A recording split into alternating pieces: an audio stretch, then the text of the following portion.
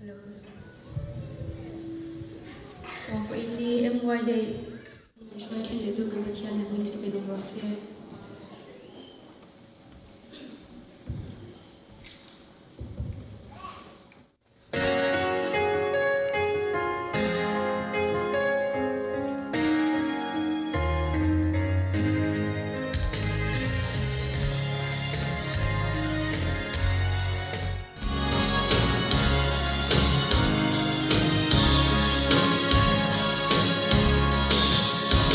Cần có những chuyện này,